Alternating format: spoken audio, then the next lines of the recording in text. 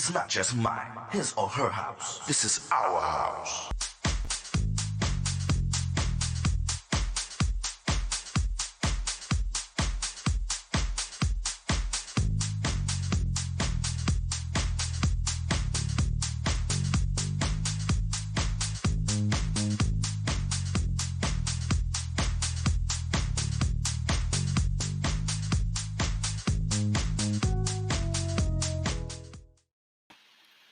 Hello, everyone. My name is Tyrone Lowe, host of the show called The Legends, and streaming all the way from South Africa, I have TJ DAVANZO. What's going on, TJ?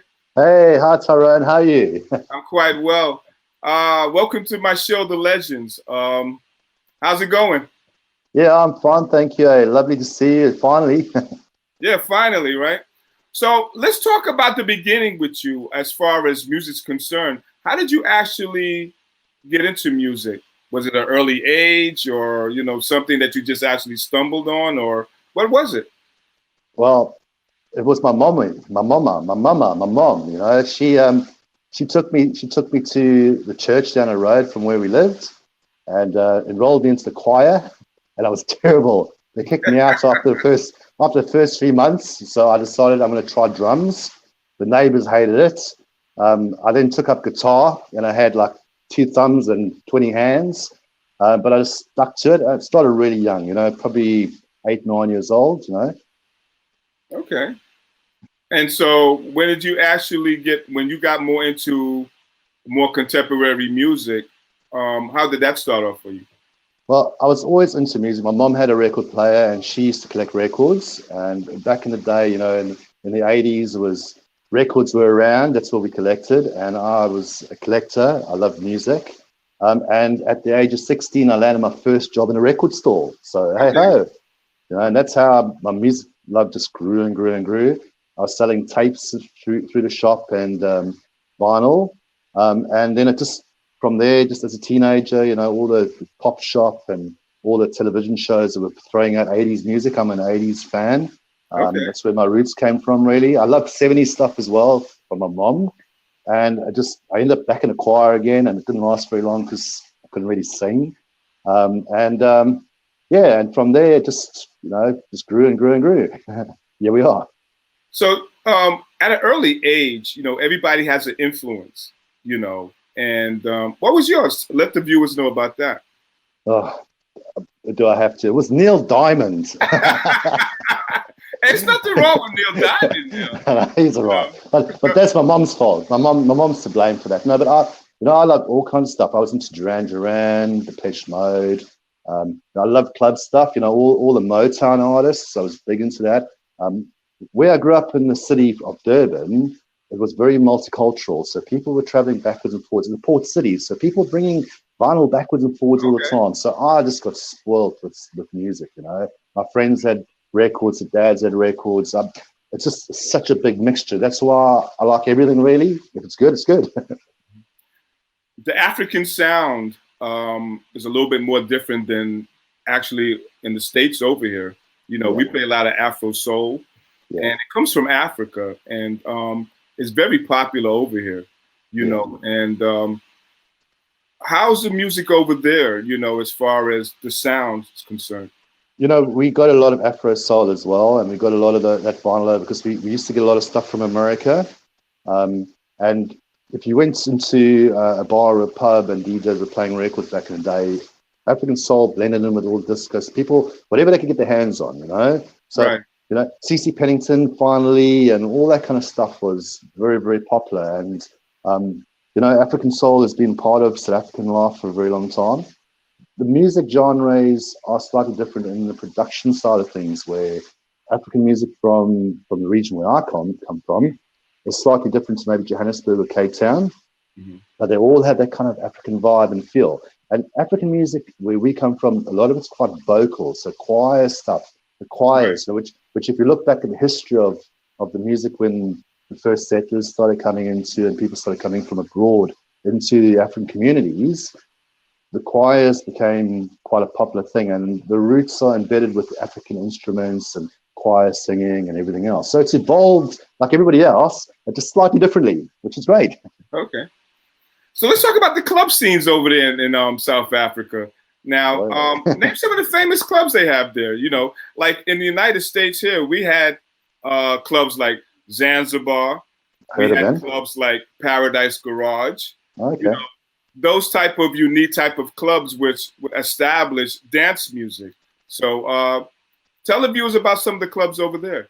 Okay, well, from what I grew up with in KwaZulu-Natal and Durban, which is on the east coast of Africa, when I was a youngster, I used to go sit outside a nightclub called Faces, and they used to churn out all the 80s tunes and club stuff. And as I grew up, I got kind of taken into venues by student friends and stuff like 330, where Martin Gale was a massive big influence in our city, playing house music and club music. 330 was an icon in our city. Smaller clubs like AD, which a guy called Gordon Renwick ran, played a lot of nice club and house and harder dance stuff. We got Tilt, which was around, which played all the funkier stuff, you know.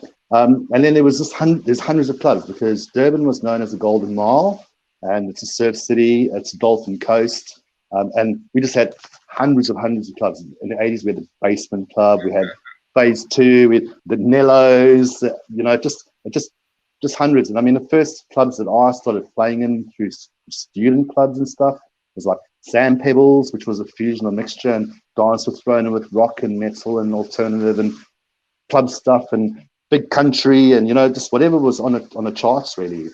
So we had hundreds of clubs. For me to start mentioning how many and what they were would be just like, whoa, mind-boggling. There are loads. And we had big raves in the 90s, you know, so rave music played a massive part. And that's why I think the Zulu Guam music, which is now popular nowadays, which you'll hear one of the tracks later on, we fused a bit of with some Chicago beats and some R&B and house, also filtered into it, because rave culture became quite big in South Africa, and it is. We've got some massive big festivals and stuff where they have like club rave DJs and house music. I'm not going to mention any companies, but there's some certain big extreme sports companies that supports that culture, you know, and they just blossomed, and DJs have come out of everywhere, the woodwork as well as nightclubs. So let's talk about the Starman band. Starman band. Well, what would you like to know? What would you like to know? How did it start? And where you guys are at right now? Well, the Starman band, the name evolved a while back, because I started off as a filmmaker, actually, doing a cartoon series called The Adventures of Starman. And Starman was my character in The Adventures of Starman, which was part of this like animated kind of character that went through space looking for the magic crystal, and the evil Moon Queen was looking for him. And I was producing music to go with the animation, and it kind of evolved from there, really. And then one day I produced the song, put it on, but then when I went into search, there were loads of Starmen, and David Bowie keeps on coming up. And, you know, so I just thought, you know what, I'm working with so many people at the moment, why don't we call it Starman and Starman Band? So that's where that's evolved to. And we just produce, remix, anybody who wants to work with us and be on our songs, that's kind of what we do. We do multiple different genres. So there's not just one genre, but it's club, fusion, house, trance, drum and bass, dubstep, grime, you know, we're throwing R&B and hip hop. We just fuse it all together. Mm-hmm. What I meant to ask you was, over there in South Africa, you know, I know they play a different variety of music over there. Yeah. But which one is the most outstanding in the clubs right now? Well, there's been a new culture that's emerged from there, where you've actually got like some superstar DJs that have come out of South Africa, from the Zulu culture in KwaZulu-Natal, as well as in Johannesburg and in Cape Town, which has embraced the sound. And there's been a guy that's been traveling around doing really well for himself, and a couple of other artists, which is called Wom Music. But there's also Amapiano, which has come out of the townships and out of the little studios throughout the country. And Amapiano has also been quite popular. But, you know, hip hop, trap, all those genres are big in South Africa as well. Hip hop is a massive big following there. House music, we've got like Sile, extrovert DJ that does house music, that's got big labels behind him now. He's a Zulu guy from Durban. we've got Extra Large, we've got PK and Love Devotion, which are like all over the television at the moment with a Guam-infused vocal kind of style of Zulu club music. We've got Dominio Bose. We've got Black Child, SA Project Junkies, which does some of the most amazing club kind of trancey, bomb kind of fusion stuff. So there's loads of guys out there that are doing some fantastic music. And yeah, the Zulu music has kind of infiltrated itself into the world because dropping names, DJ Lag, he's worked with Beyonce, and they did a song for The Lion King. So, and he was one of the kind of the fathers of Guam, they kind of pushed it, and he's helped all the different artists in his region, which is a township called Claremont, where they're all kind of coming from. There's quite a lot from there. And then Cape Town has kind of taken up the sound as well. So like one of the top DJs currently, which is Yisa, has taken on it into his own style. He's mixing and producing with the guys.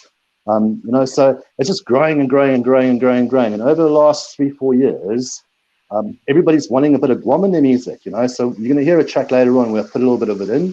Okay.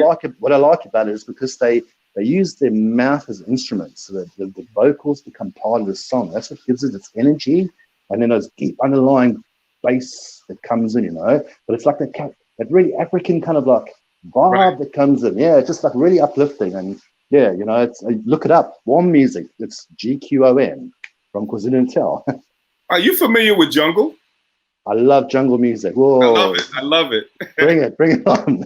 I actually was introduced to it about 10 years ago. A friend of mine came from England and to visit me, and he said, "I want you to check this out," and I'm like, "What is it?" It's great, isn't it? Started playing jungle, and I was like, "Okay." It was kind of different, but once you really get into it, because he played it, but it had a reggae type of feel to it. I love that. Reggae, love it. Love reggae. But anyway, TJ, we're going to take a little break, and we'll be right back, Thank you, and viewers, we'll be right back with TJ DAVANZO. Thank you, Tyrone. It's not just mine, his or her house. This is our house. My assignment, my calling is to inspire, uplift. You have to make sure your people are partying. All I want to do is just bring joy to the dance floor and watch people dance. Tino.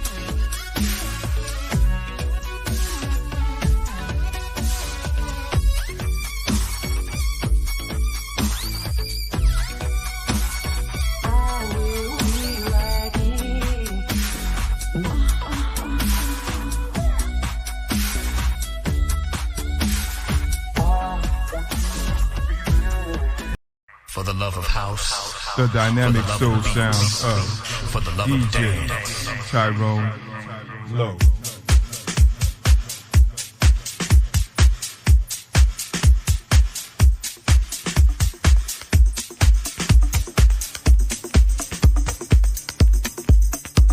DJ Tyrone Lowe.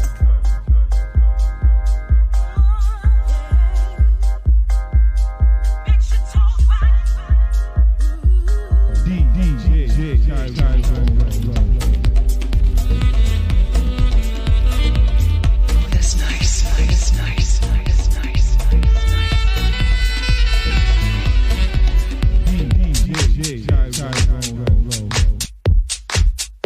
The dynamic soul sounds of DJ Tyrone Lowe. Hey everyone, we're back. Hey. My show called The Legends, and we're streaming from South Africa with TJ DAVANZO. Hey TJ. Guys, how you doing? Actually, Tyrone, we're streaming from the UK because because I'm South African Italian, and I actually live in the UK. I live in the UK at the moment. My bad. So it's all right. I thought it was actually like South Africa, but I'm South African. I'm African. I'm African, and you know, and I'm the South African Italian that's currently living in the UK. I've been very fortunate to be here. It's given me the opportunity to do stuff that I'm doing. All right. So let me ask you a question, TJ. Sure. Well, let's make the correction. We're streaming from the UK. Yeah. Okay. Now, you're also a DJ. So when did you start doing that? I started in the 80s, basically with mixtapes for our friends' parties, you know, and you had one turntable with mom's records. Hey, mom, love you. And then the mixtapes from Pop Shop and stuff. Sorry, Pop Shop. Right. And we used to like mix them together, you know, like as kids, you know, teenagers. And then the record store kind of opened up stuff for me, like in I think it was '86, really. And then when I went to university, I joined up with a student radio station called TNT Radio, and some great friends of mine, Kevin Wright Spider, Neil from Sam Pebbles, Mark Burgess. They all showed me the ropes, and we were doing student parties in the outer fields and big marquees, students just jumping up and down, having fun. And yeah, you know, it grew from there. So from a student base, I went into the clubs. I opened up a few nightclubs, got invited to other clubs, and it just grew from there, really, you know. And then I started producing stuff for bands because I was managing bands as well at the time. And I was working on, I'm a theatre technician. I went and studied theatre. And just lots of festivals, events, everything. Started producing, you know, and that's kind of led to where we are today now, where we've got the single coming out soon with Craig Bramwell and Neo Azulu. And all those years kind of coming together now finally, you know. So, yeah, great fun. So when did you start producing? When I started producing? I started mainly producing. My first kind of tracks that I did was probably around about 92.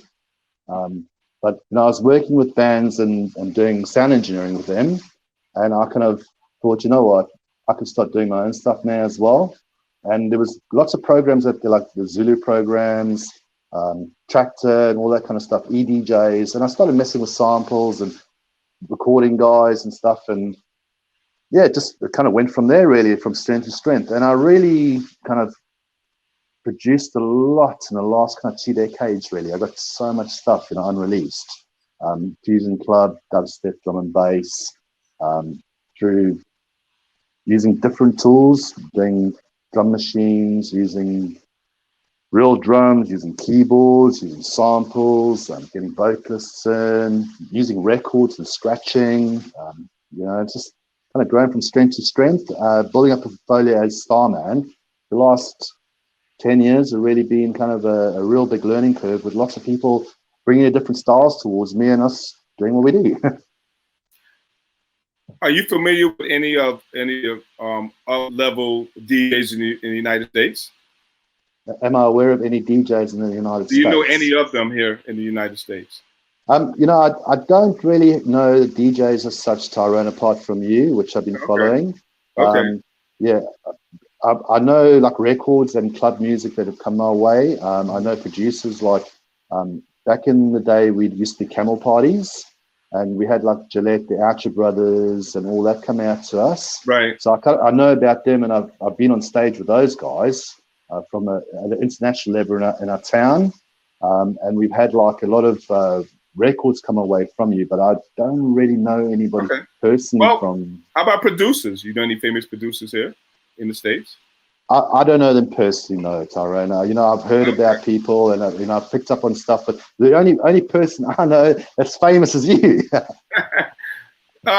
You guys have record pools over there, right? We don't do records anymore in South Africa so much. No, I think it's kind of a case where people struggle to get a hold of stuff. So a lot of it's online now. I mean, the digital era has taken over. There are a few people that still do play records in the clubs and stuff and bring stuff over from overseas. Right. You get the odd club that pops up every now and again, and there are a few guys that play, but everybody's doing digital nowadays. Everybody's on virtual decks and taking their laptops to clubs and stuff like that. It seems to be the way forward, and obviously CDJs and CDs have always been big. I mean, I remember playing in some of the clubs when CDs first came out in South Africa, and it's been the staple for the last 2 decades because carrying record boxes with you along can be quite tiring, especially when you're touring. So we just ended up with little flight cases of CDs, and nowadays the USB stick, and off you go, and you plug it in. I played in the UK a couple of times with a couple of Spanish, Russian, Croatian DJs and producers in a couple of venues here, and supported bands, and I'd just turn up with my memory stick of my own music and plug it in. It was just so much easier, and I'd have a couple as backup because first the CDs were getting scratched, people were nicking the records, and I was and I started producing on the fly, so it'd be kind of like I'd like what someone was doing, and I'd have my tablet with me, and I'd sample stuff and start doing stuff on the fly. And I had my drum machine with me. I had the keyboards with me. I used to have electronic drum kit as well. So if a band was playing, we had a drum. I was with a drum circle for a while, so we had like bands playing, and we'd be playing drums on stage. And I just bring my mini disc out, play a song. The drum circle would be going. Some guy from a band would turn up with a guitar and a bass, and I'd be throwing some scratches on with my mix pad. So we did a lot of experimental stuff, So, as far as producing right now, what are you doing right now? What is TJ up to these days in the studio? I've been very, very busy with Mr. Craig Bramwell from Durban and Neo. Okay. Craig Bramwell comes back from the 80s already. He's about my age, but he came from like bands and stuff from the 80s. But he's a great piano player as well as a guitar player and a songwriter. And he's written all these songs all these years ago. In fact, Show Me a Lot, which we'll play a little bit later on, he wrote in like 92, I think. But he never had the opportunity for someone to take it and do something with it. So that's what we're doing now. We're trying to help people that have done some great music. Because there's so much talent out there that don't have the opportunity in life. So I created BDS UK, which is Band DJ Support, to help African artists or anybody else in the world that has got an idea or got some music, but they just can't get anywhere. Record labels aren't taking people's music in. They don't have the money to put it online. So I formed it, and we're just helping people. So I've been helping Craig and Neo lately. We've got Show Me a Lot, which has been released on the 1st of April. And there's 3 versions I've done. We've got a rock band doing a rock version. And then he's also working with a famous guy called Nibs van der Spey. He's one of the top guitar vocalist guys that's touring the world. He's on a song. We just doing a cross fusion of stuff. I've been working with Extra Large. I got some Extra Large stuff. I remixed one of his songs, which is called Ace of Clubs, which you've got. Which I'm hoping maybe you put on one of your mixes one day for us. You know what to do, DJ. You know what to do. So I'll ping it over to you and see if you like it. And yeah, I'm producing my own stuff. I think I've got 7 albums that are unreleased, which I'm just waiting for the right people to come along and put stuff on it with me. If you wanted to collaborate on a song, I'm always up for it. And I'm always up for people throwing me songs and music that I can maybe help them with. Because I went back to university as well and studied film and media, so I do video editing. Okay. I've got a theatre background, so I work in the theatres where we live in the summers and stuff. At the moment we can't, but I help put up all the shows. I could do Grease and all the stuff that comes along. Rocky Horror Picture Show. We do all the big bands, the BRC, the Bournemouth International Centre. I work as crew. I'm a theatre technician. And then on top of that, in my spare time, I produce, I do video editing, I do animation. So it's quite a big spectrum. We used to enter film contests, like these kind of local film contests you get. We had this one called the Deviate 48-hour mission. So you've got 48 hours. They give you a title and a song. You run off and you have to create a story around a title they've given you and one little line which had to be in the film. And you had to do a 2-minute movie. So I used to enter that with the Adams Collective, a very good friend of mine in Portsmouth in the UK, who I was in a band with called the Intergalactic Space Invaders. And we played at festivals and Jam and all that kind of stuff. But going back to film and video, so I was creating music for this stuff, and it just merged from there. Well, unfortunately, we have to wrap it up right now. What's next time? I'm sure there'll be a next time, I thank you so much for being on my show, and I'm very flattered. Tell all the UK guys, hit me up. I want to get with some of those DJs over there. And Tyrone Lowe. and the South African guys. Yeah. So we're going to wrap it up. But this is another T-Love video production. And my guest is TJ DAVANZO. And listen, tune in for another episode. And y'all have a very nice day. Thank you, Tyrone. Thank you. It's not just mine, his or her house. This is our house.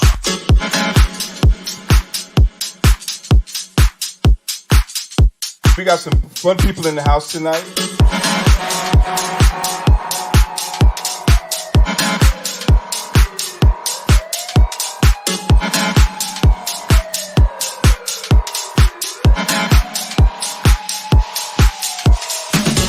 This is our house.